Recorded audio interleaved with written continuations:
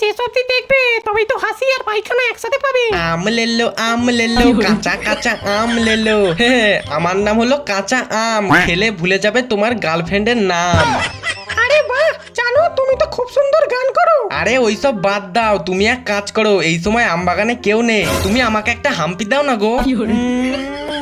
আরে শালা, এই গাছটায় তো প্রচুর আম হয়েছে আর আশেপাশে কেউ নেইও, ফটাফট ঢিল মেরে কয়েকটা পেড়ে নি। কই রে ঢিল, চল চল। এ বাবু, এই তুমি আমাকে হাতে নিচ্ছ কেন? হ্যাঁ কেন রে? তোকে হাতে নিয়েছি তো কি হয়েছে? বলছি আমাকে একবার শুকে দেখো না কেমন লাগে।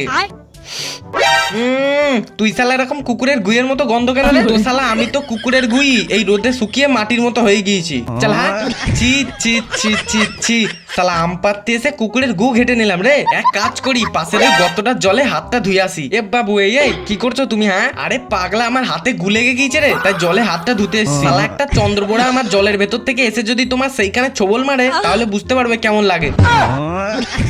আচ্ছা ঠিক আছে, আমি সাবধানে হাতটা ধুচ্ছি। শালা আম পাততে এসে হাতে গুলে গেল। শালা আম তো আমি পেরেই ছাড়বো, দাঁড়া শালা, তোদেরকে ইট ছুঁড়ে মারবো। না না, একদম না। শালা তোর মাকে মা বলি। ও বাবা গো, শালা উল্কাপিন্ড আমাদেরকেও বাঁচাও। আরে জানো উল্কাপিন্ড নয় গো, ওই দেখো ওই শালা ছেলেটা আমাদের ঢিলা ছুঁড়ে পাড়ার চেষ্টা করছে। হ্যাঁ তাই? এ বাবু, এক্ষুনি কিন্তু আমার মালিককে ডাকবো, আর আমার মালিক ধরে তোমার পিছনে পুরো একদম বাস ভরে দেবে। শালা তোর মালিকের মাকে মা বলি। না না না, একদম না একদম না। ও মা গো, পড়ে গেলাম গো। হাই যা, আমার জানুটা পড়ে গেল যা। এই তো আমটা পড়ে গিয়েছে। শালা এই লোকটা আমায় মেরে ফেলে দিল, যা। শালাকেও শুনতে পাওয়ার আগে একে নিয়ে পালাই। বাঁচাও বাঁচাও, আমাকে কিডন্যাপ করে চলে গেল, বাঁচাও।